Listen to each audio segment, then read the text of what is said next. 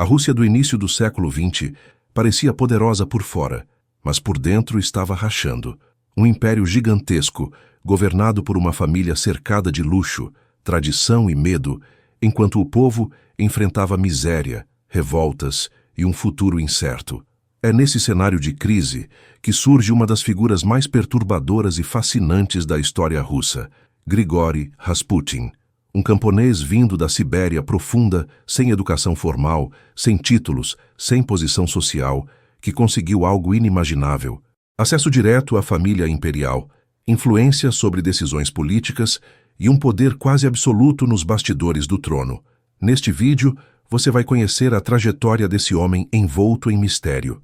Vamos explorar sua origem obscura, sua transformação em líder espiritual, a forma como conquistou a confiança da czarina Alexandra, os escândalos que abalaram a corte, os inimigos que se multiplicaram ao seu redor e a morte cercada de versões contraditórias que o transformou em lenda. Rasputin foi um santo para uns, um demônio para outros, e talvez algo ainda mais complexo do que isso. Se você gosta de histórias reais que parecem ficção, de personagens que mudaram o rumo da história e de mistérios que atravessam séculos, já deixe seu like, se inscreva no canal e ative o sino. Agora, vamos começar a história de Grigori Rasputin. Grigori Efimovich Rasputin nasceu em 1869, na pequena aldeia de Pokrovskoye, às margens do rio Tura, no coração gelado da Sibéria. Era uma região isolada, marcada por invernos intermináveis, estradas precárias e uma vida que girava em torno da terra, dos animais e da sobrevivência diária. Ali, o tempo parecia correr mais devagar e as tradições antigas se misturavam a uma religiosidade popular profundamente enraizada, onde a fé ortodoxa convivia sem conflito com superstições, lendas locais e crenças místicas transmitidas de geração em geração. Foi nesse ambiente áspero e espiritualmente carregado que Rasputin deu seus primeiros passos. A infância de Grigori foi semelhante à de muitos outros camponeses siberianos. Desde cedo, trabalhou nos campos, cuidou do gado e aprendeu a suportar o frio extremo e a escassez. A escola quase não fazia parte da realidade local e Rasputin cresceu analfabeto ou com pouquíssimo contato com a educação formal. Ainda assim, relatos posteriores sugerem que ele demonstrava uma memória incomum e uma capacidade de observação aguçada, características que mais tarde contribuiriam para sua habilidade de ler pessoas e situações. Na aldeia, a igreja era o centro da vida social, mas o cristianismo praticado ali estava longe da rigidez teológica de São Petersburgo ou Moscou. O sagrado se manifestava tanto nos ícones quanto nos presságios, nos sonhos e nos sinais da natureza. Desde jovem, Rasputin chamava a atenção por seu comportamento inquieto. Enquanto muitos de seus contemporâneos seguiam uma rotina previsível, ele parecia sempre deslocado, como se não se encaixasse completamente no papel de camponês comum. Histórias começaram a circular sobre acessos de fúria, períodos de introspecção profunda e uma tendência a se envolver em confusões. Alguns vizinhos o descreviam como briguento e impulsivo, outros como alguém capaz de longos silêncios e olhares perturbadores, que pareciam atravessar quem estivesse à sua frente. Esses contrastes alimentaram desde cedo uma aura de estranheza ao seu redor. A religiosidade popular da Sibéria teve um impacto decisivo na formação de Rasputin.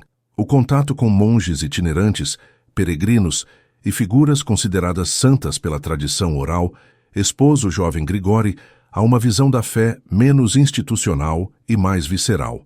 Histórias de homens que se afastavam do mundo para buscar a verdade divina, que viviam entre o pecado e a redenção, circulavam com força na região. Nesse contexto, a ideia de que o sofrimento, o excesso e até mesmo o pecado poderiam aproximar o indivíduo de Deus não era estranha. Essas crenças ajudaram a moldar uma espiritualidade ambígua, que mais tarde se tornaria uma das marcas registradas de Rasputin. Na juventude, ele se casou com Praskovia Dubrovina e teve filhos, assumindo por um tempo o papel tradicional de chefe de família. No entanto, mesmo nesse período, sua vida esteve longe de ser estável. Rasputin era conhecido por beber em excesso, envolver-se em brigas e, segundo relatos, participar de pequenos furtos, o que lhe rendeu problemas com as autoridades locais. Esses episódios reforçaram sua reputação de homem indisciplinado e imprevisível, alguém que oscilava entre momentos de devoção intensa e comportamentos considerados imorais. A contradição entre o pai de família e o homem dominado por impulsos apenas aprofundava o mistério em torno de sua personalidade. Um dos episódios mais citados de sua juventude envolve uma crise espiritual profunda, provocada por um acontecimento traumático, possivelmente a acusação de roubo de cavalos ou a morte de um parente próximo. Embora os detalhes variem conforme a fonte, o consenso é que Rasputin passou por um período de angústia intensa, marcado por culpa, medo e uma sensação avassaladora de estar sendo observado por forças superiores. Ele próprio afirmaria mais tarde ter tido visões religiosas, nas quais sentia a presença direta de Deus ou da Virgem Maria, chamando-o para uma missão especial. Para os moradores de Pokrovskoye, essas declarações soavam tão perturbadoras quanto fascinantes. Essas experiências contribuíram para um afastamento gradual da vida comum. Rasputin começou a se interessar por jejuns prolongados, vigílias noturnas e práticas religiosas pouco convencionais. Sua fé não se manifestava de forma serena, mas intensa e muitas vezes extrema. Ele falava de Deus com paixão, mas também demonstrava desprezo pelas regras rígidas do clero oficial. Esse comportamento ambíguo despertava reações opostas. Alguns viam nele um homem tocado pelo divino, enquanto outros o consideravam perigoso ou mentalmente instável. Os rumores se espalhavam com facilidade em comunidades pequenas, e Rasputin logo se tornou assunto constante nas conversas da aldeia. Havia quem jurasse que ele possuía dons especiais, como a capacidade de prever acontecimentos ou de influenciar pessoas apenas com o olhar. Outros afirmavam que ele era dominado por impulsos sombrios, um homem que se aproximava demais do pecado para alguém que se dizia religioso. Essas histórias, verdadeiras ou não, começaram a construir uma imagem que ultrapassava os limites de Pokrovskoye e alcançava vilarejos vizinhos. A juventude de Rasputin foi, portanto, marcada por um profundo contraste. De um lado, a dureza da vida camponesa siberiana com sua rotina pesada, suas limitações e sua simplicidade brutal. De outro, o surgimento de um indivíduo inquieto, incapaz de se conformar com o destino que lhe havia sido imposto pelo nascimento. Entre a lama dos campos e o silêncio das noites geladas, Rasputin começou a moldar uma identidade que não se encaixava nos padrões comuns. Era como se algo dentro dele buscasse constantemente romper fronteiras, sejam elas sociais, morais ou espirituais. Esse período inicial não explica sozinho o fenômeno que Rasputin se tornaria, mas lança as bases de tudo o que viria depois.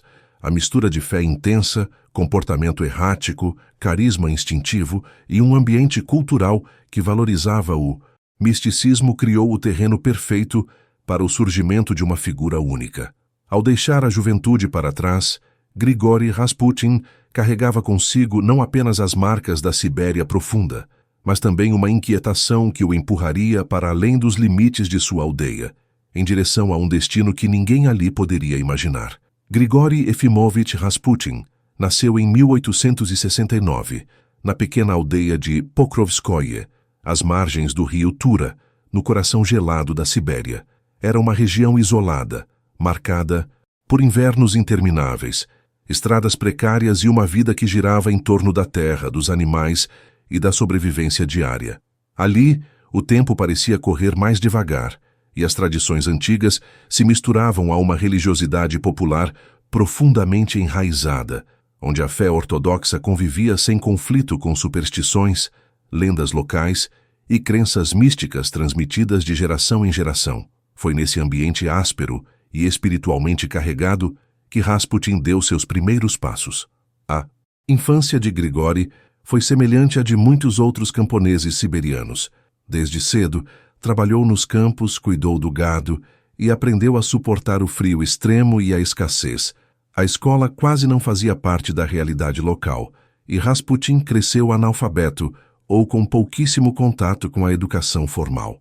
Ainda assim, relatos posteriores sugerem que ele demonstrava uma memória incomum e uma capacidade de observação aguçada, características que mais tarde contribuiriam para sua habilidade de ler pessoas e situações.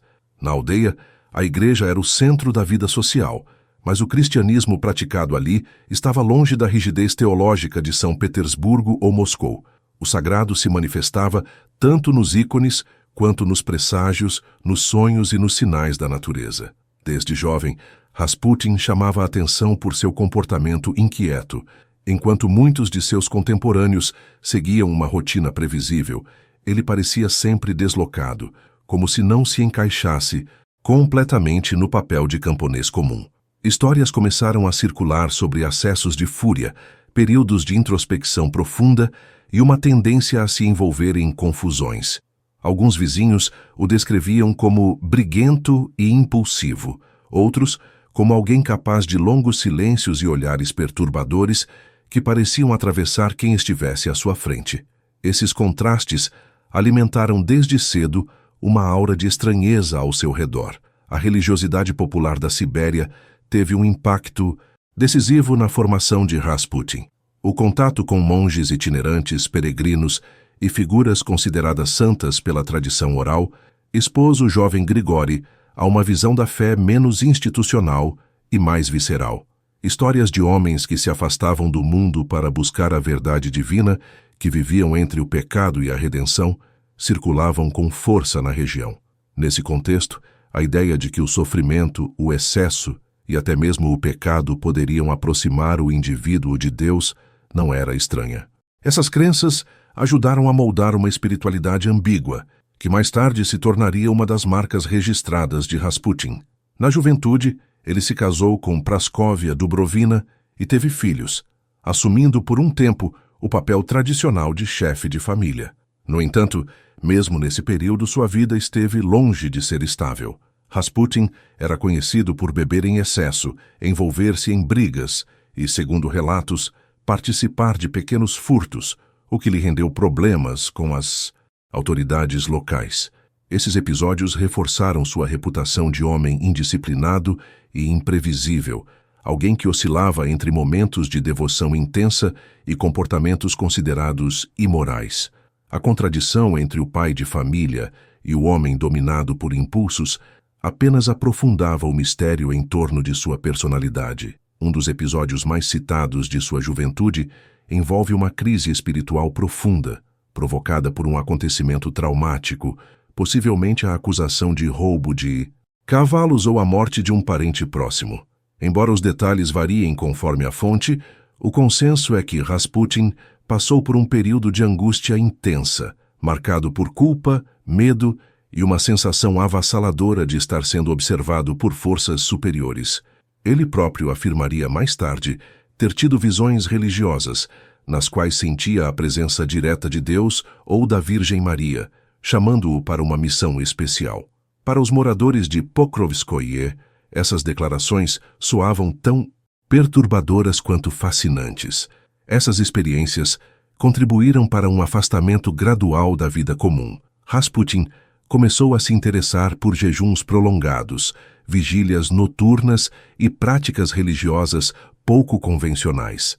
Sua fé não se manifestava de forma serena, mas intensa e muitas vezes extrema. Ele falava de Deus com paixão, mas também demonstrava desprezo pelas regras rígidas do clero oficial. Esse comportamento ambíguo despertava reações opostas.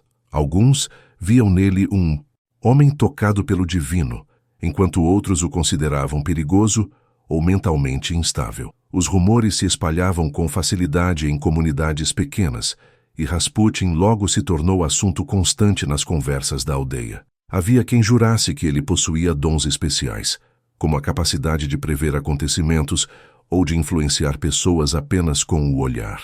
Outros afirmavam que ele era dominado por impulsos sombrios, um homem que se aproximava demais do pecado para alguém que se dizia religioso.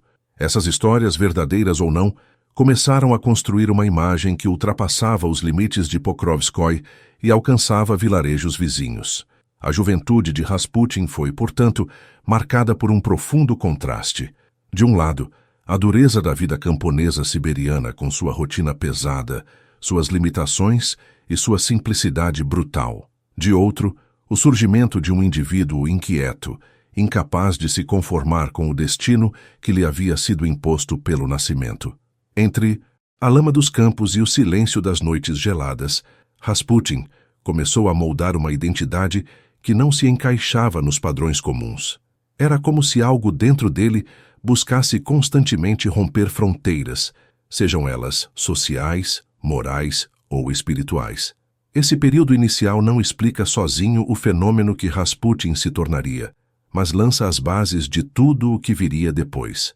A mistura de fé intensa, comportamento errático, carisma instintivo e um ambiente cultural que valorizava o misticismo criou o terreno perfeito para o surgimento de uma figura única. Ao deixar a juventude para trás, Grigori Rasputin carregava consigo não apenas as marcas da Sibéria profunda, mas também uma inquietação que o empurraria para além dos limites de sua aldeia, em direção a um destino que ninguém ali poderia imaginar. Por volta do fim da década de 1890, Grigori Rasputin começou a se afastar de forma cada vez mais definitiva da vida que levava em Pokrovskoye.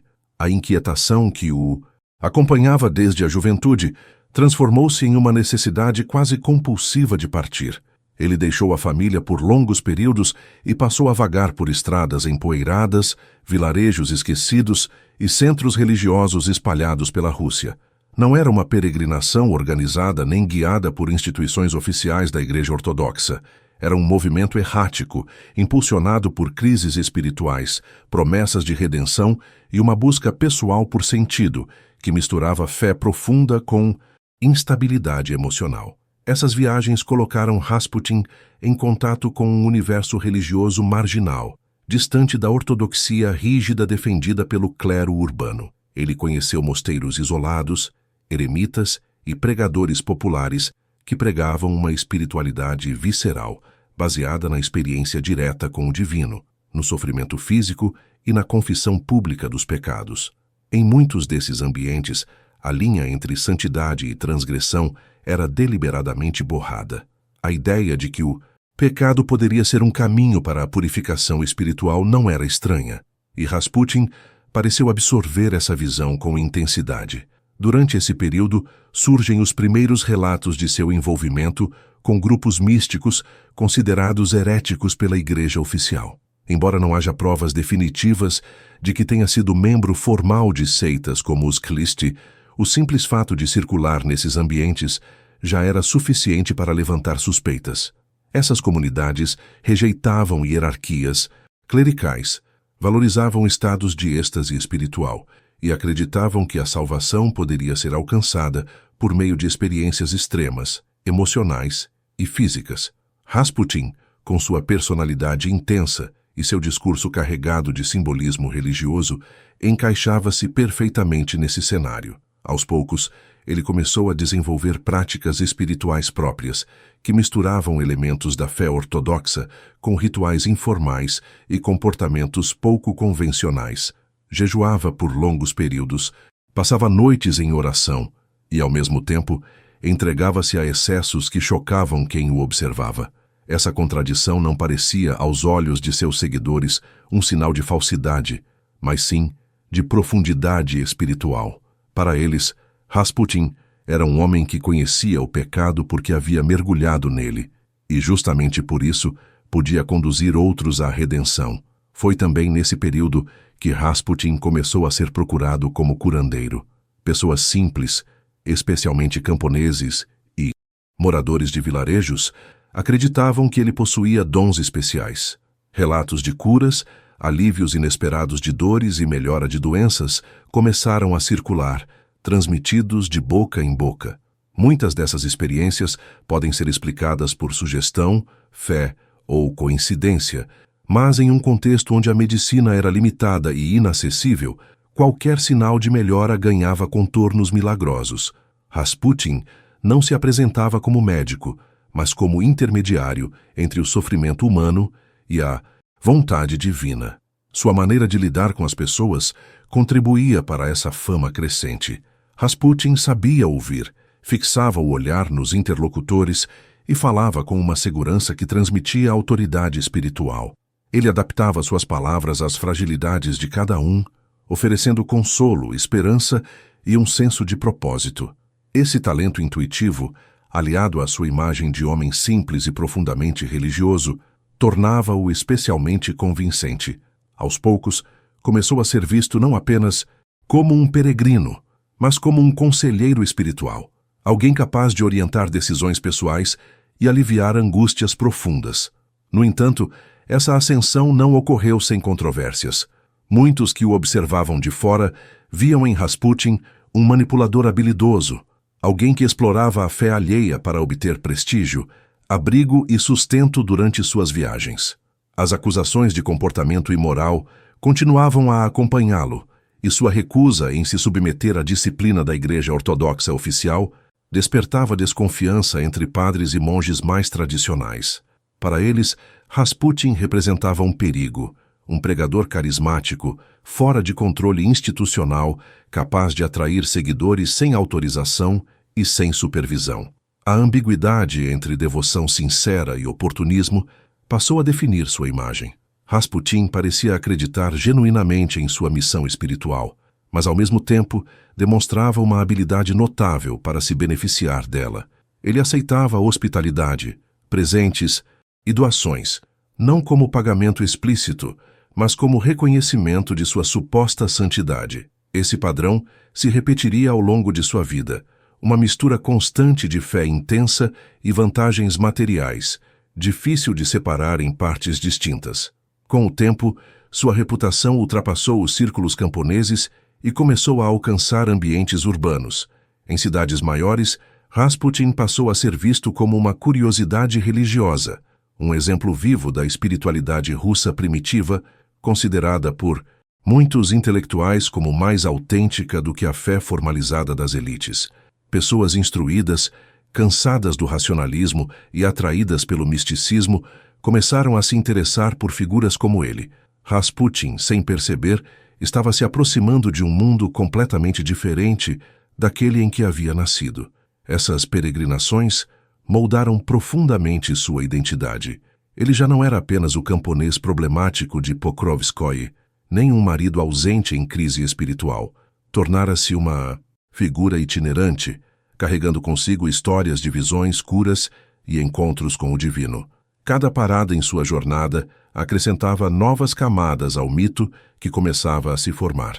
As pessoas projetavam nele suas próprias necessidades e expectativas, transformando-o pouco a pouco em algo maior do que um simples homem. Ao final desse período, Rasputin retornava ocasionalmente à sua aldeia, mas já não pertencia mais àquele lugar. Sua mente e sua reputação estavam voltadas para horizontes mais amplos. A transformação em peregrino religioso não apenas redefiniu sua relação com a fé, mas abriu as portas para um caminho inesperado, no qual espiritualidade, poder e influência passariam a se entrelaçar de forma cada vez mais perigosa. Sem saber, Rasputin estava dando os primeiros passos rumo ao centro do império, levando consigo uma aura de santidade duvidosa, que, em breve, chamaria a atenção de pessoas muito mais poderosas do que qualquer camponês siberiano poderia imaginar. Quando Grigori Rasputin chegou a São Petersburgo, no início do século XX, parecia um corpo estranho deslocado no coração do império. A capital russa era um mundo de avenidas largas, palácios imponentes e uma aristocracia que se via como herdeira direta da tradição europeia. Ali, a corte cultivava refinamento, etiqueta e um verniz de modernidade que contrastava de forma quase violenta com a aparência do peregrino siberiano. Rasputin vestia roupas simples, falava com forte sotaque rural e exibia modos que desafiavam as convenções sociais. Ainda assim, ou talvez justamente por isso, sua presença causou impacto imediato. São Petersburgo vivia um momento de tensão profunda. A Rússia enfrentava derrotas militares, instabilidade política e uma crescente sensação de esgotamento moral. Muitos membros da elite, embora cercados de luxo, sentiam-se espiritualmente vazios.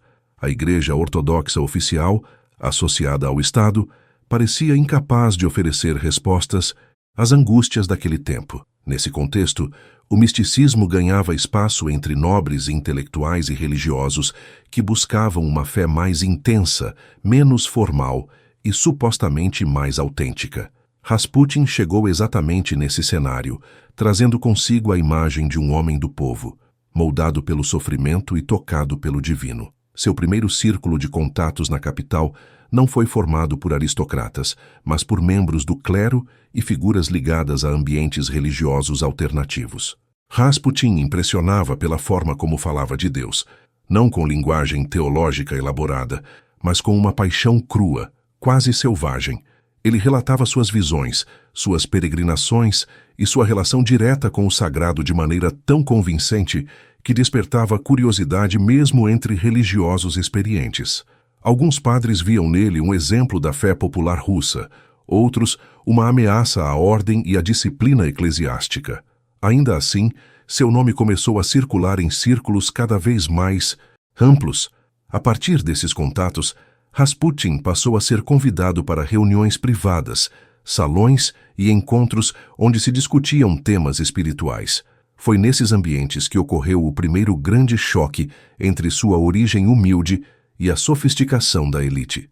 Em meio a mulheres vestidas com seda e homens de títulos nobres, Rasputin se comportava com uma naturalidade desconcertante. Não demonstrava reverência exagerada nem timidez. Olhava nos olhos, falava com franqueza e transmitia a sensação de que não reconhecia hierarquias sociais quando o assunto era a alma humana. Esse comportamento, longe de afastar, fascinava muitos dos presentes.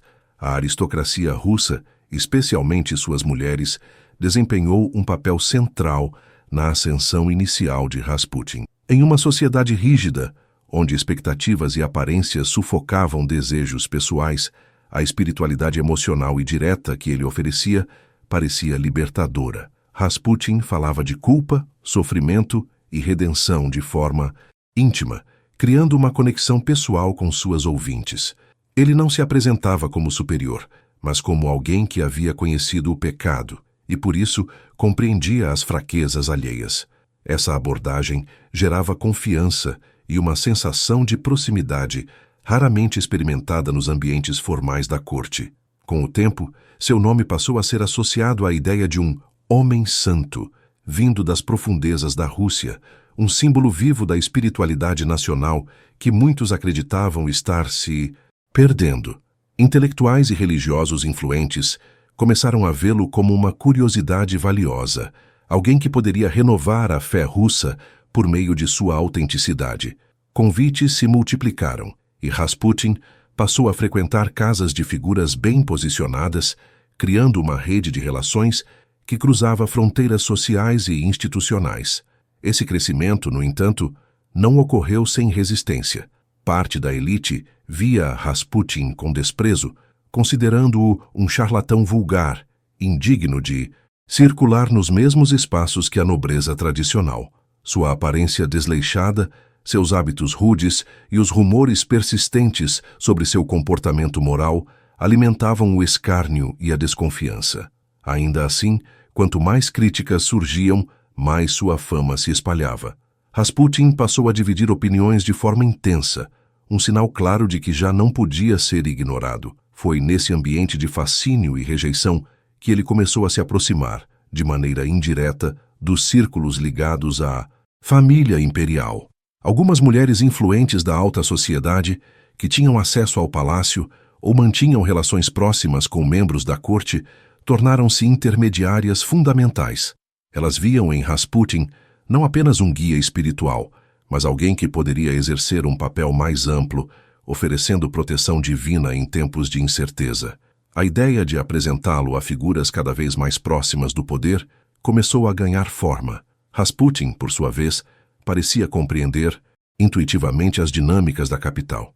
Ele sabia quando falar, quando se calar e como adaptar seu discurso ao público que o cercava. Em ambientes mais sofisticados, suavizava certos excessos e enfatizava sua devoção. Em círculos mais místicos, deixava transparecer sua intensidade e seu lado visionário. Essa capacidade de ajuste não vinha de estudo ou cálculo racional elaborado, mas de uma sensibilidade social aguçada, desenvolvida ao longo de anos, observando e lendo pessoas. À medida que sua presença em São Petersburgo se consolidava, Rasputin deixava de ser apenas um peregrino excêntrico e passava a ocupar um espaço ambíguo entre o sagrado e o social. Ele já não dependia apenas da hospitalidade ocasional, mas contava com protetores influentes, dispostos a defendê-lo e promovê-lo. Sua imagem como homem santo se fortalecia, ainda que cercada de controvérsias, preparando o terreno para um salto decisivo em sua trajetória. Sem alarde e sem anúncios públicos, Rasputin começava a se mover nas sombras do poder imperial. Cada encontro, cada conversa em um salão aristocrático, cada recomendação sussurrada aproximava-o um pouco mais do centro do império. A capital, com toda a sua pompa e fragilidade, tornava-se o palco ideal para a ascensão de um homem que personificava o choque entre a Rússia ancestral e a Rússia moderna. E enquanto muitos ainda o viam como uma curiosidade passageira, Rasputin avançava silenciosamente rumo ao destino que o ligaria, de forma irreversível, à família Romanov. A aproximação de Grigori Rasputin com o coração do poder imperial não aconteceu de forma repentina nem espetacular. Ela foi resultado de uma cadeia silenciosa de recomendações, encontros privados e expectativas acumuladas em torno de um problema que corroía a família Romanov por dentro. No centro desse drama estava o herdeiro do trono, o pequeno Alexei Nikolaevich, filho único do czar Nicolau II e da czarina Alexandra. Desde o nascimento, Alexei sofria de hemofilia, uma doença genética que tornava qualquer ferimento, por menor que fosse, potencialmente fatal. Para a família imperial, esse segredo representava uma fonte constante de angústia e medo. A czarina Alexandra vivia sob o peso dessa ameaça diária. Profundamente religiosa e emocionalmente isolada na corte, ela buscava desesperadamente qualquer forma de aliviar o sofrimento do filho. A medicina da época oferecia poucas respostas, e os médicos do palácio, apesar de competentes, eram incapazes de garantir segurança ou cura. Cada crise de sangramento mergulhava a família em pânico, e cada noite passada ao lado da cama do herdeiro reforçava a sensação de impotência. Foi nesse contexto de fragilidade extrema que o nome de Rasputin começou a ser mencionado como última esperança. Quando Rasputin foi finalmente apresentado à família imperial, sua presença causou reações contrastantes. O czar Nicolau II observava o peregrino siberiano com cautela, mantendo uma postura reservada e distante. Já Alexandra foi imediatamente impactada. Rasputin não se comportava como os cortesãos habituais, nem como médicos ou religiosos formais. Ele falava com simplicidade, transmitia segurança e parecia tratar a dor da czarina com uma empatia rara. Para ela, Rasputin não era apenas um homem, mas um enviado de Deus, alguém capaz de oferecer conforto onde a ciência falhara. O momento decisivo ocorreu durante uma das crises mais graves de Alexei. O menino sofria intensamente, e os médicos temiam pelo pior. Rasputin foi chamado ou, em algumas versões, apenas consultado à distância, e pediu que os médicos cessassem certos tratamentos, recomendando calma e oração. De forma surpreendente, o estado de Alexei começou a melhorar.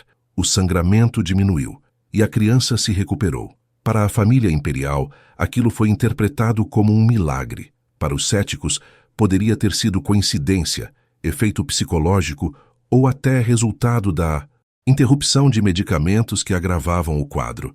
Mas para Alexandra não havia dúvidas. Rasputin havia salvado seu filho. A partir desse episódio, a relação entre Rasputin e a czarina tornou-se profundamente pessoal. Alexandra passou a confiar nele de maneira quase absoluta, buscando sua orientação não apenas para questões espirituais, mas também para decisões familiares e emocionais. Rasputin era visto como um protetor do herdeiro, alguém cuja presença garantia a sobrevivência da dinastia. Essa crença transformou completamente sua posição na corte. De visitante curioso, ele passou a ser tratado como alguém indispensável. O czar embora menos entusiasmado, acabou aceitando a presença de Rasputin por respeito à esposa e pela esperança de preservar a saúde do filho. Nicolau II era um homem devoto, mas também pragmático em relação à estabilidade da família. Ele não via Rasputin como um estrategista político, mas como um conselheiro espiritual que, de alguma forma, exercia uma influência positiva sobre Alexandra e Alexei. Essa tolerância permitiu que Rasputin se estabelecesse de forma permanente nos círculos íntimos do palácio. Com o tempo, Rasputin passou a ter acesso direto aos aposentos imperiais, algo impensável para alguém de sua origem. Ele escrevia cartas à czarina, fazia recomendações e oferecia interpretações religiosas para os acontecimentos políticos e militares do império. Alexandra, convencida de que Rasputin era um instrumento da vontade divina, começou a transmitir suas opiniões ao czar. Assim, de forma indireta, o peregrino siberiano passou a influenciar decisões que ultrapassavam o âmbito pessoal e alcançavam o governo do país. Essa influência não se manifestava como ordens explícitas, mas como sugestões carregadas de significado espiritual. Rasputin aconselhava paciência, alertava contra inimigos ocultos e defendia a ideia de que a autoridade do czar vinha diretamente de Deus. Para Alexandra, essas palavras reforçavam a visão de que qualquer oposição ao regime era não apenas política, mas também moral e religiosa. Esse discurso se encaixava perfeitamente em sua visão de mundo e aprofundava ainda mais sua dependência do conselheiro. A presença constante de Rasputin começou a provocar desconforto na corte. Nobres, ministros e até membros da família Romanov viam com inquietação o acesso irrestrito daquele homem considerado vulgar e imprevisível. Rumores sobre seu comportamento fora do palácio contrastavam com a confiança quase sagrada que a czarina depositava nele. Ainda assim, qualquer tentativa de afastá-lo era interpretada por Alexandra como uma ameaça direta à vida de Alexei e, consequentemente, ao futuro da dinastia. Dessa forma, Rasputin consolidou sua posição não pela força ou por títulos oficiais, mas pela exploração de uma vulnerabilidade profunda. Ele se tornou o guardião simbólico do herdeiro, o elo entre a família imperial e a proteção divina que acreditavam necessitar para sobreviver. Esse papel lhe concedeu uma influência sem precedentes, construída sobre fé, medo e esperança. Ao se firmar como conselheiro íntimo dos Romanov, Rasputin cruzou um ponto sem retorno. Sua presença no centro do poder transformou-o de figura excêntrica em peça-chave de um regime em crise. A partir daquele momento, cada decisão, cada crise e cada rumor envolvendo seu nome teria repercussões muito além dos corredores do palácio, empurrando-o para um protagonismo que despertaria ódio, devoção e, por fim, conspiração. Com o passar dos anos, a presença de Grigori Rasputin na corte imperial deixou de ser algo extraordinário para se tornar parte da rotina do poder. Sua figura já não causava surpresa dentro do palácio, mas fora dele despertava inquietação crescente.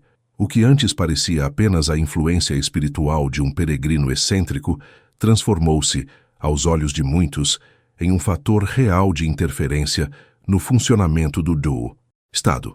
A linha que separava aconselhamento religioso e ação política tornava-se cada vez mais difusa, especialmente à medida que a Rússia avançava para um período de instabilidade profunda. A czarina Alexandra passou a depender emocionalmente de Rasputin de forma evidente. Isolada da aristocracia, desprezada por parte da sociedade por sua origem alemã e fragilizada pela doença constante do filho, ela encontrava em Rasputin um apoio que não encontrava em mais ninguém. Ele era, para ela, a voz de Deus em meio ao caos, alguém capaz de interpretar sinais divinos e oferecer segurança espiritual. Alexandra escrevia-lhe com frequência, buscava sua aprovação e transmitia ao czar a convicção de que Rasputin era essencial para a sobrevivência da dinastia. Essa dependência abriu espaço para que Rasputin passasse a opinar sobre assuntos que iam muito além da esfera pessoal. Por meio da czarina, ele começou a influenciar nomeações políticas, especialmente em cargos ligados à Igreja Ortodoxa e à administração imperial. Ministros considerados hostis à sua presença eram vistos com desconfiança, enquanto figuras que demonstravam simpatia ou submissão às suas recomendações ganhavam destaque. Não se tratava de um controle direto, mas de um filtro espiritual aplicado às decisões do poder. Durante a Primeira Guerra Mundial, essa influência tornou-se ainda mais visível. Com o czar Nicolau II frequentemente afastado da capital, ocupado com assuntos militares, Alexandra assumiu um papel mais ativo no governo. Nesse período, Rasputin tornou-se uma presença constante em suas decisões. Ele aconselhava sobre lealdade, alertava contra traições e defendia a nomeação de pessoas que considerava fiéis ao trono e à vontade divina. Muitos ministros passaram a ser substituídos em curtos intervalos, criando uma sensação de caos administrativo que enfraquecia ainda mais o regime. A interferência de Rasputin também alcançou questões religiosas. Ele influenciava escolhas dentro da hierarquia da Igreja Ortodoxa, protegendo clérigos que o apoiavam e atacando aqueles que o criticavam. Para parte do clero, isso era inaceitável. Rasputin não tinha formação teológica, não ocupava cargo oficial e, ainda assim, interferia em assuntos que deveriam ser exclusivos da Igreja. Essa situação alimentou um ressentimento profundo entre líderes religiosos que passaram a vê-lo como uma ameaça direta à autoridade espiritual tradicional. O czar, Nicolau II, por sua vez, mantinha uma postura ambígua. Embora não compartilhasse da devoção absoluta da esposa, ele tolerava Rasputin por acreditar que afastá-lo causaria sofrimento à czarina e colocaria em risco a saúde de Alexei. Nicolau via o peregrino mais como um problema doméstico do que como um perigo político. Essa subestimação teve consequências graves, pois permitiu que a influência de Rasputin se expandisse sem limites claros, enquanto a confiança do povo na liderança imperial se deteriorava rapidamente. Na nobreza, o desconforto se transformou em indignação. Para aristocratas que se viam como guardiões do Estado e da tradição russa, era insuportável que um camponês siberiano, conhecido por escândalos e comportamento vulgar, tivesse acesso irrestrito à família imperial. Salões antes dedicados a intrigas elegantes passaram a ser dominados por discussões sobre Rasputin. Ele era acusado de corromper a corte, de manipular a czarina e de representar tudo o que havia de decadente no regime. A opinião pública também reagia com crescente hostilidade. Jornais, panfletos e boatos espalhavam histórias exageradas ou inventadas sobre a vida de Rasputin. Relatos de orgias, traições e influência demoníaca circulavam amplamente, alimentando a percepção de que o império estava sendo governado por forças obscuras. Embora muitas dessas acusações fossem infundadas ou distorcidas, elas encontravam terreno fértil em uma sociedade cansada de derrotas, fome e repressão. Para o povo, Rasputin tornou-se um símbolo, não apenas de um homem controverso, mas da desconexão entre a corte e a realidade do país. Sua proximidade com o poder era vista como prova de que a família imperial havia perdido o senso de responsabilidade e estava entregue à superstição. Mesmo aqueles que nunca haviam ouvido sua voz ou visto seu rosto conheciam seu nome, associado à decadência moral e política do regime. Rasputin parecia consciente do ódio que despertava, mas não recuava.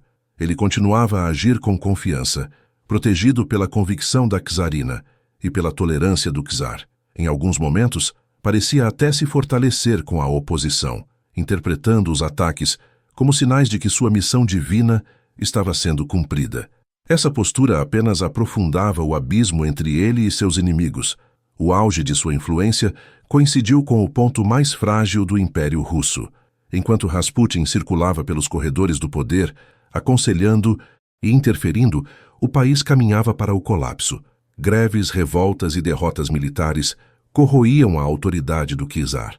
Nesse contexto, a figura do peregrino siberiano tornou-se o foco de um ressentimento coletivo, canalizando frustrações que iam muito além de sua atuação individual.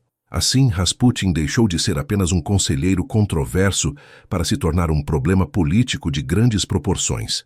Sua influência, construída sobre fé, medo e dependência emocional, ajudou a minar ainda mais a credibilidade da monarquia.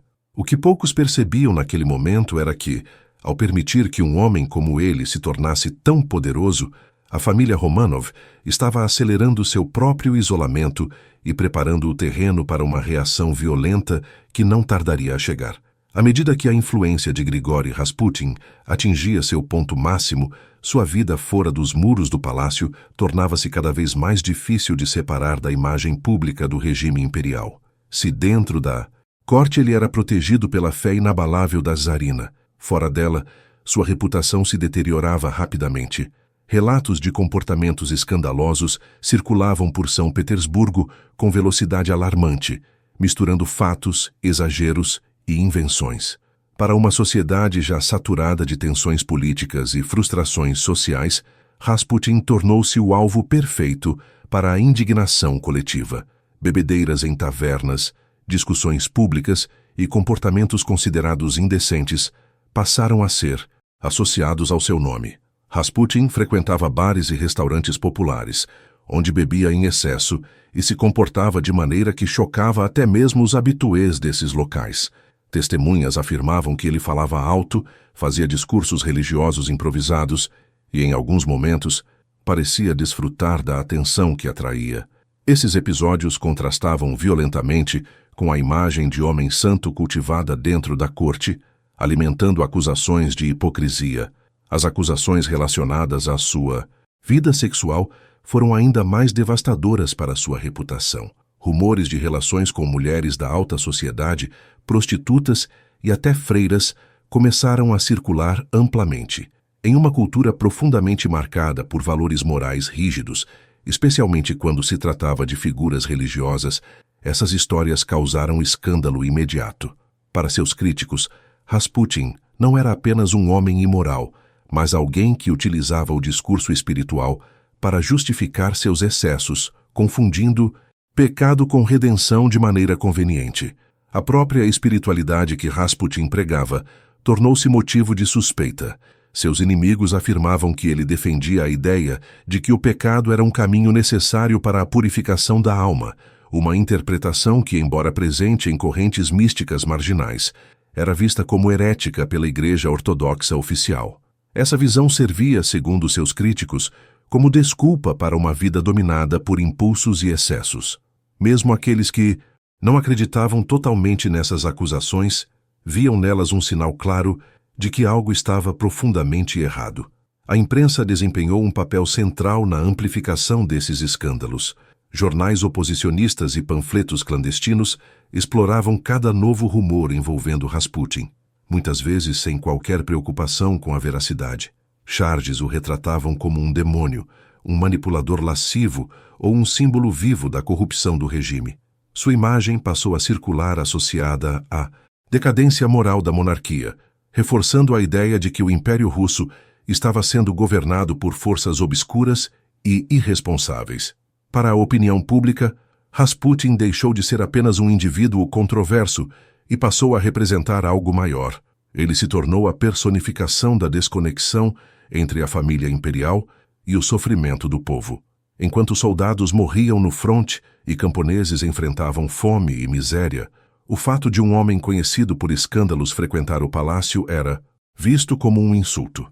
O ressentimento popular não se limitava mais ao czar ou à czarina, mas encontrava em Rasputin um símbolo tangível de tudo o que estava errado. Dentro da nobreza, o desprezo também se intensificou.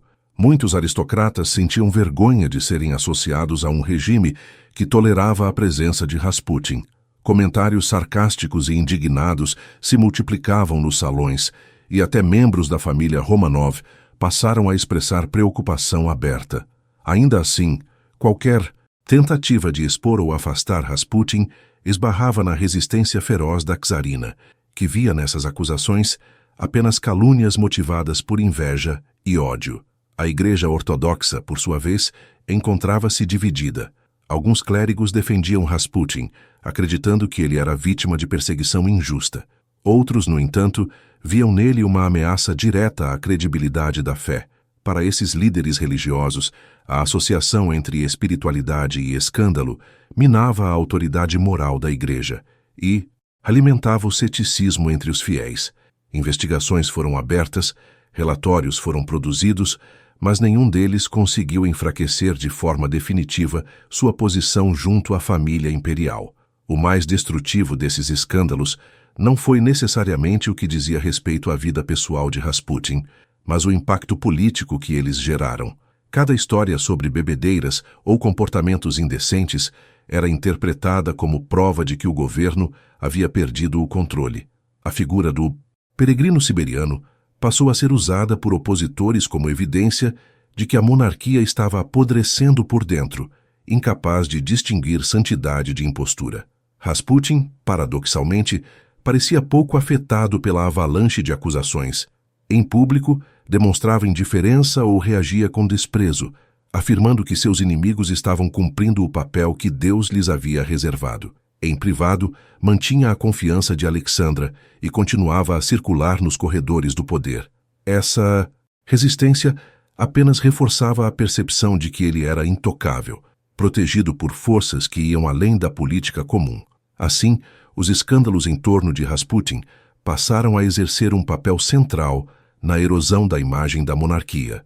Ele se tornou o rosto mais visível da decadência imperial, uma figura que concentrava em si o desprezo popular, o sarcasmo da elite e a frustração de um país à beira do colapso. Mesmo que muitas acusações fossem exageradas ou falsas, seu efeito foi real e profundo. Ao redor do nome Rasputin, formava-se um consenso perigoso.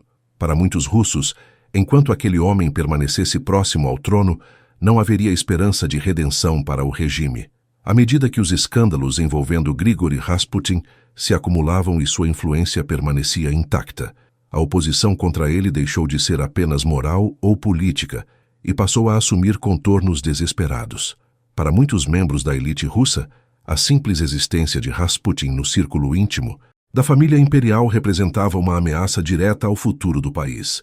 A sensação de impotência diante da proteção incondicional da czarina levou adversários a buscar meios cada vez mais agressivos de desacreditá-lo, afastá-lo ou eliminá-lo definitivamente. As primeiras tentativas ocorreram por vias oficiais.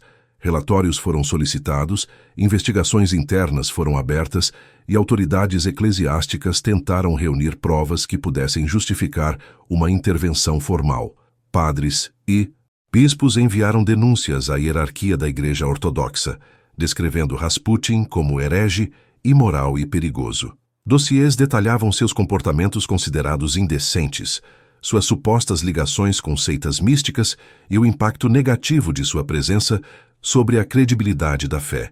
No entanto, sempre que essas acusações alcançavam o palácio, eram neutralizadas pela czarina, que as interpretava como ataques maliciosos contra um homem santo.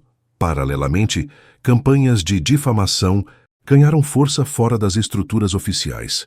Jornais, caricaturas e panfletos clandestinos passaram a explorar a imagem de Rasputin de maneira ainda mais agressiva.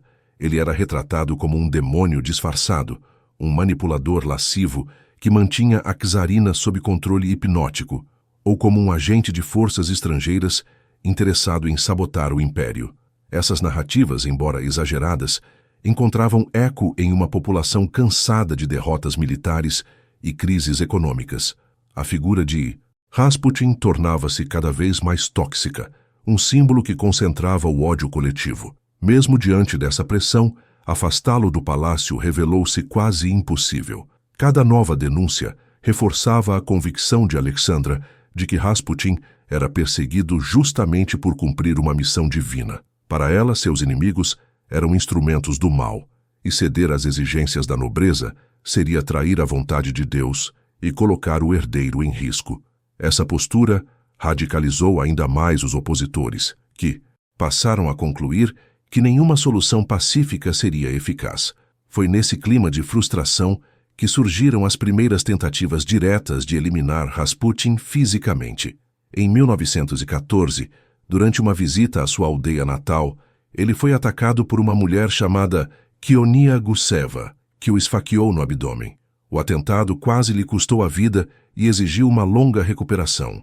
Para seus seguidores, sua sobrevivência foi vista como prova de proteção divina. Para seus inimigos, o fracasso apenas reforçou a sensação de que Rasputin era resistente demais para ser detido por meios convencionais. Após o atentado, Rasputin retornou à capital ainda mais fortalecido aos olhos da família imperial.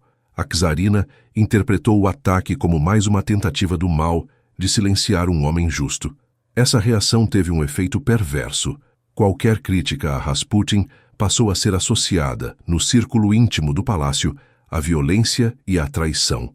A partir desse momento, a oposição aberta tornou-se ainda mais perigosa, empurrando seus adversários para a clandestinidade. Nos bastidores da alta sociedade, começou a se formar uma convicção sombria. Um grupo de nobres, oficiais e membros da família imperial passou a acreditar que a morte de Rasputin era não apenas desejável, mas necessária para salvar a Rússia. Para eles, Rasputin havia se tornado um obstáculo intransponível, um elemento que corroía a autoridade do trono e impedia qualquer tentativa de reforma. Eliminar o peregrino significava, em sua visão, proteger a monarquia de si mesma. Esses conspiradores não se viam como assassinos, mas como patriotas. Em suas conversas privadas, justificavam a violência como um sacrifício inevitável em tempos extremos. Acreditavam que, sem Rasputin, a czarina recuperaria a lucidez. O czar reassumiria o controle e o império teria uma chance de sobreviver. Essa lógica distorcida, alimentada pelo desespero, transformou a conspiração em uma missão quase moral. Enquanto isso, Rasputin parecia pressentir o perigo. Ele falava de ameaças, mencionava sonhos premonitórios e alertava a czarina sobre traições iminentes. Em cartas e conversas, insinuava que sua morte teria consequências catastróficas para a família Romanov. Essas advertências, longe de afastá-lo do palácio, apenas reforçavam a aura profética que o cercava. Para Alexandra, Rasputin não era apenas um conselheiro, mas um mártir em potencial. As tentativas de desacreditá-lo, portanto, falharam em seu objetivo principal. Em vez de enfraquecer sua posição, acabaram solidificando sua imagem como vítima perseguida e indispensável. Cada ataque frustrado aumentava o ressentimento de seus inimigos e a confiança de seus defensores. O conflito em torno de Rasputin deixava de ser apenas pessoal e se transformava em um símbolo da própria crise do império. Ao final desse processo, a conspiração já estava madura. O debate não girava mais em torno de se Rasputin deveria ser afastado, mas de como fazê-lo desaparecer sem provocar um colapso imediato. O destino do peregrino siberiano estava sendo decidido em salões discretos, longe dos olhos do público, por homens que acreditavam estar agindo em nome da Rússia. O caminho para o desfecho final estava traçado, e a noite que encerraria a vida de Rasputin aproximava-se de forma inevitável. Na noite em que Grigori Rasputin foi assassinado, São Petersburgo estava envolta em um silêncio pesado, típico dos invernos russos. Era dezembro de 1916 e o império encontrava-se exausto pela guerra, pela fome e pela desconfiança generalizada. Enquanto a cidade dormia, um pequeno grupo de homens decidiu que havia chegado o momento de agir. Para eles, aquela não seria apenas a eliminação de um indivíduo, mas um ato necessário para salvar a monarquia e, talvez, a própria Rússia. Entre os conspiradores estavam figuras da mais alta aristocracia. O mais conhecido deles era o príncipe Félix Yusupov, herdeiro de uma das famílias mais ricas do império. Ao seu lado estavam o grão-duque Dmitri Pavlovich, primo do czar, e Vladimir Purishkevich, um político conservador que via Rasputin como uma ameaça mortal ao Estado. Todos compartilhavam a mesma convicção. Enquanto Rasputin permanecesse vivo, a influência corruptora sobre a família imperial continuaria destruindo qualquer chance de estabilidade. O plano foi arquitetado com cuidado. Yusupov atraiu Rasputin até seu palácio sob o pretexto de apresentar-lhe sua esposa, supostamente interessada em receber conselhos espirituais. Rasputin, acostumado a visitas noturnas e protegido pela sensação de invulnerabilidade que o acompanhava, aceitou o convite sem grande resistência. Para ele, encontros desse tipo faziam parte de sua rotina.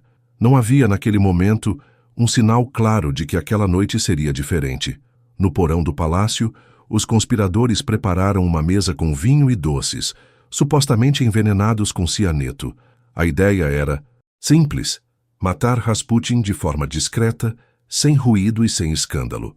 Segundo os relatos mais difundidos, Rasputin comeu os doces e bebeu o vinho sem apresentar qualquer sinal imediato de envenenamento. Esse detalhe, repetido inúmeras vezes ao longo do século XX, tornou-se um dos pilares da lenda de que ele seria imune a venenos. No entanto, documentos posteriores levantam dúvidas sobre se o veneno foi realmente utilizado ou se perdeu o efeito durante o preparo. Diante do aparente fracasso do plano inicial, a situação saiu do controle. Yusupov, nervoso e desesperado, disparou um tiro contra Rasputin, que caiu ao chão. Os conspiradores acreditaram que ele estava morto. No entanto, pouco tempo depois, Rasputin teria se levantado, tentando fugir pelo pátio do palácio. Esse momento, envolto em versões contraditórias, alimentou ainda mais a aura sobrenatural em torno de sua figura. Purishkevich então atirou novamente, atingindo-o pelas costas. Rasputin caiu na neve, gravemente ferido. Mesmo assim, a narrativa não termina ali. Segundo os relatos mais famosos, os conspiradores ainda o espancaram, amarraram seu corpo e o lançaram nas águas geladas do rio Neva. A autópsia revelou marcas de violência extrema e indicou que a causa da morte provavelmente foi afogamento ou hipotermia, embora essa conclusão também seja alvo de debate. O que é certo é que o corpo de Rasputin foi encontrado dias depois, congelado, com sinais claros de agressão. A sequência de eventos daquela noite rapidamente se transformou em lenda. A ideia de que Rasputin teria sobrevivido a envenenamento, múltiplos tiros e espancamentos antes de finalmente morrer, criou o mito de um homem praticamente indestrutível. Cada versão acrescentava novos detalhes, ampliando o aspecto quase sobrenatural de sua morte. Para muitos, isso parecia confirmar a crença de que Rasputin possuía poderes além do humano, enquanto para outros era apenas o resultado de exageros e relatos sensacionalistas. Os fatos documentados, porém, sugerem uma realidade mais complexa e menos mística. É provável que o envenenamento nunca tenha ocorrido de fato, que os tiros tenham sido suficientes para causar ferimentos fatais e que o corpo tenha sido jogado no rio já sem vida.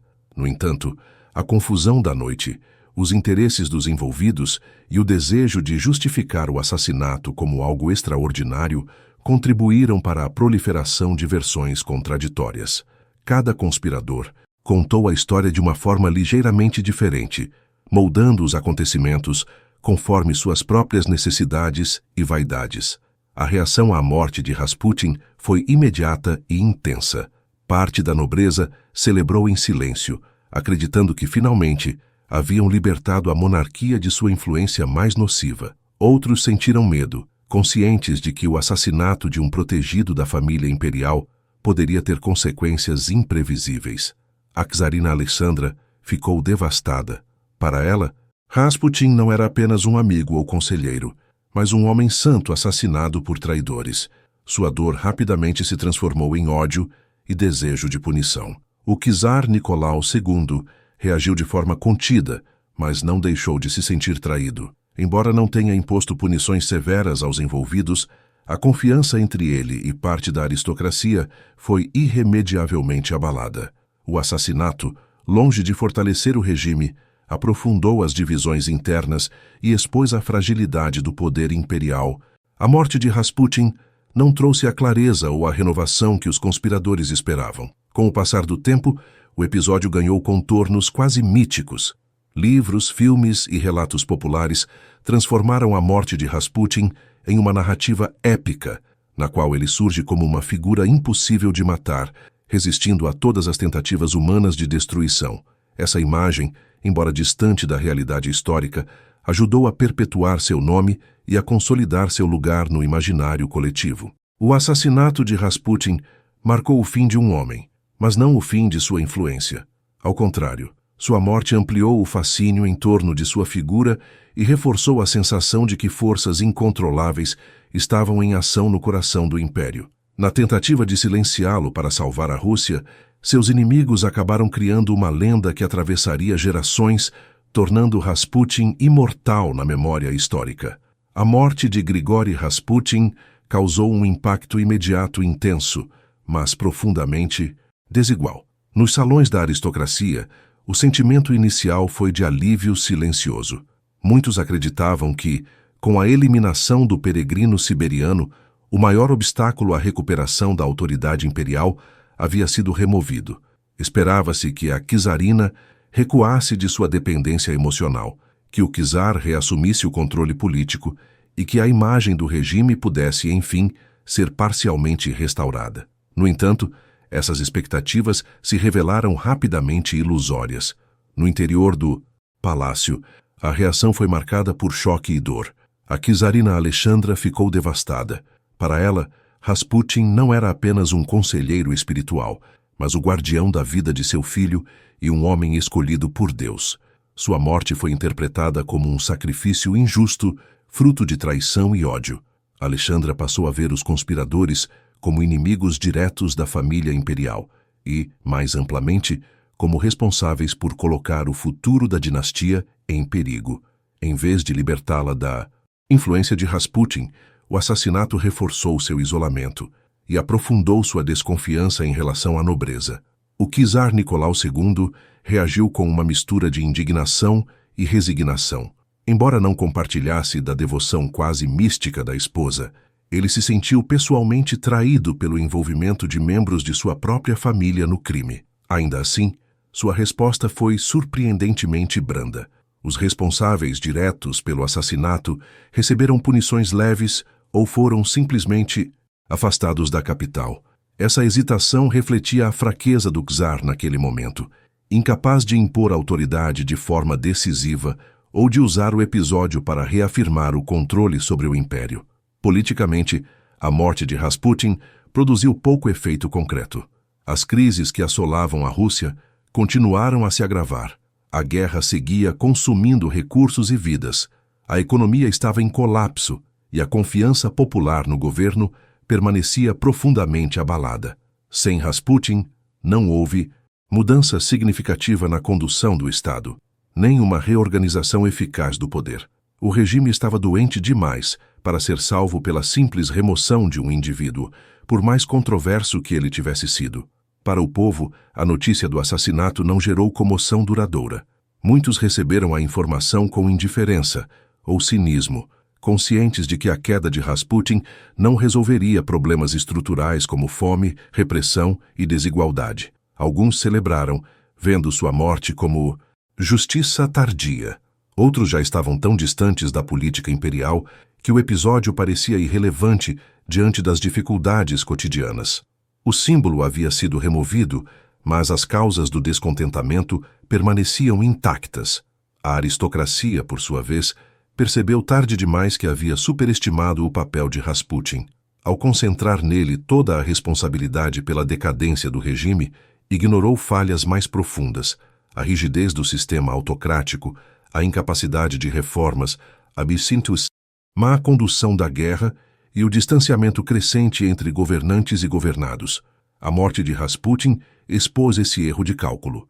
O império continuava instável e a confiança na monarquia não se recuperou. Nos meses que se seguiram, os acontecimentos avançaram com velocidade implacável. Greves, protestos e motins se intensificaram, culminando na Revolução de Fevereiro de 1917.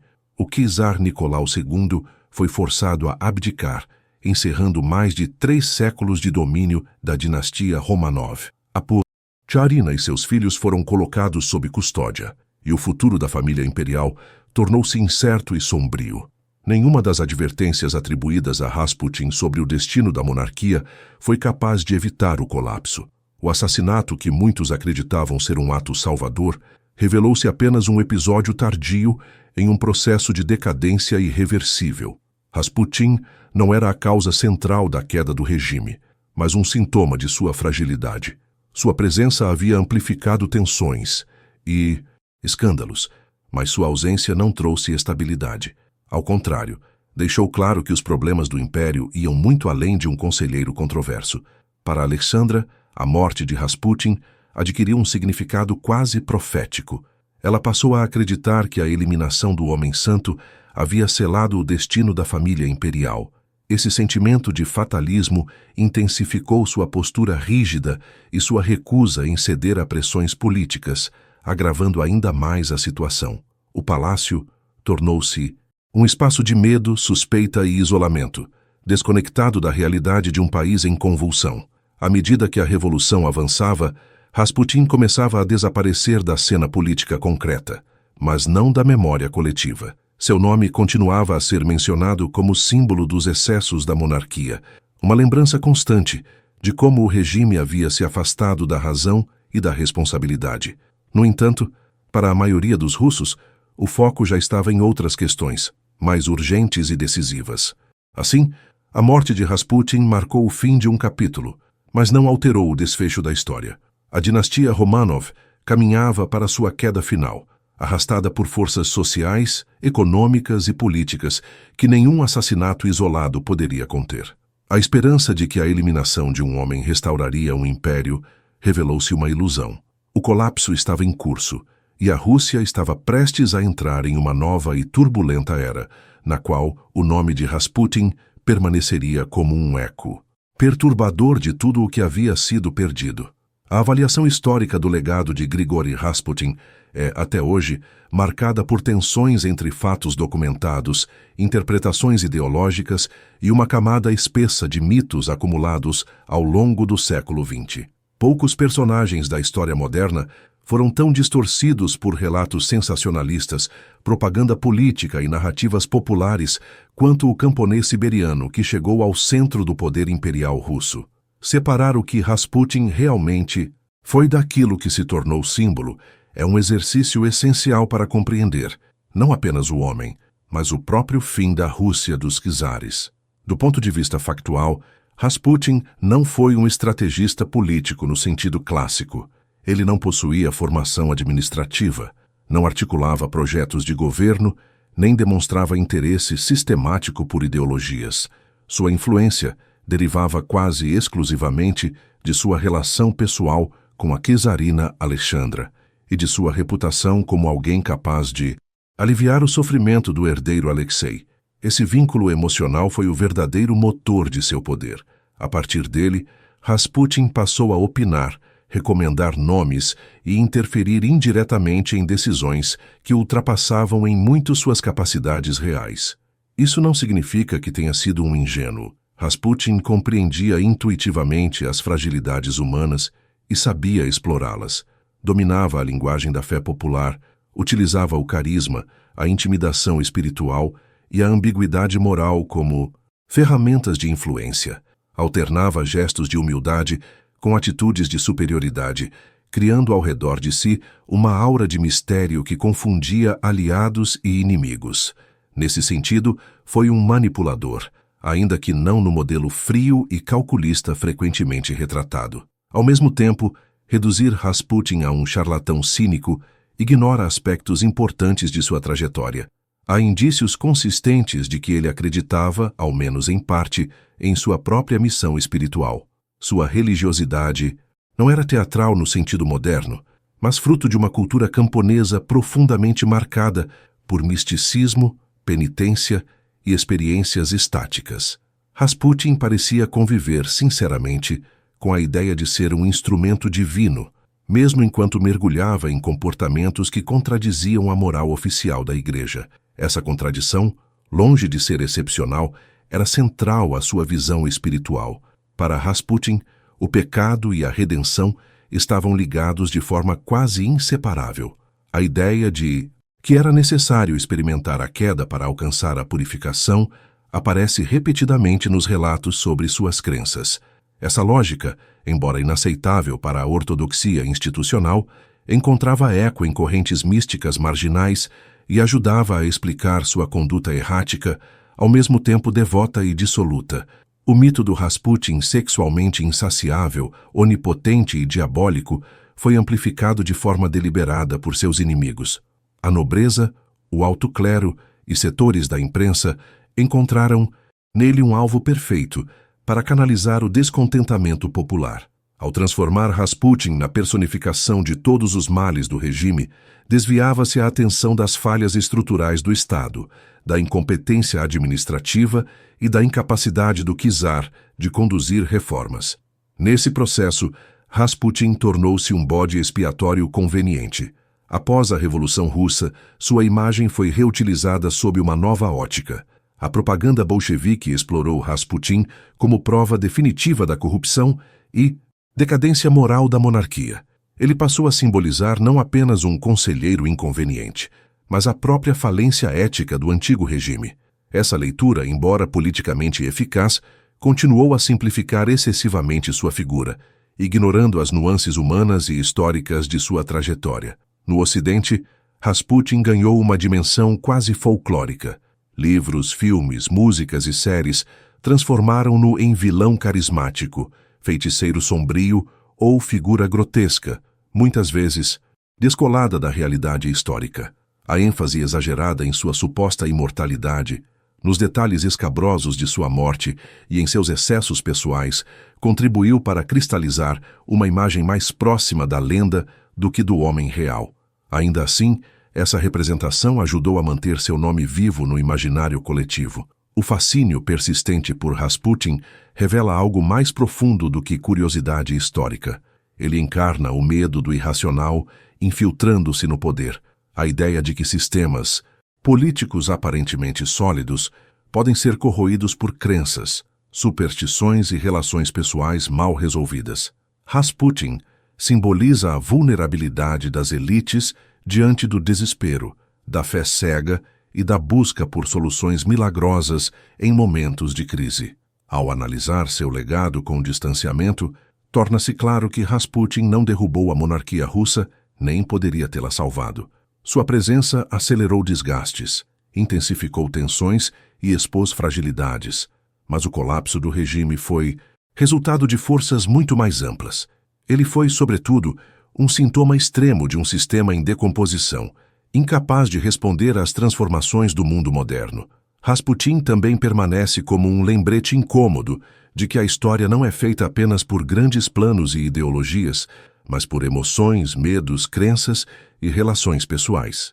Um camponês analfabeto da Sibéria conseguiu influenciar o destino de um império não por genialidade política, mas porque encontrou uma família, governante isolada, desesperada e incapaz de reconhecer seus próprios limites.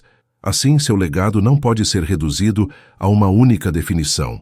Rasputin foi manipulador e manipulado, místico sincero e oportunista, símbolo e ser humano contraditório. Sua figura atravessou o século XX como uma sombra inquietante sobre o fim da Rússia imperial, lembrando que, quando o poder se afasta da realidade, abre espaço para personagens improváveis ocuparem o centro da história. É por isso que seu nome ainda provoca fascínio, desconforto e curiosidade, mais de um século depois de sua morte.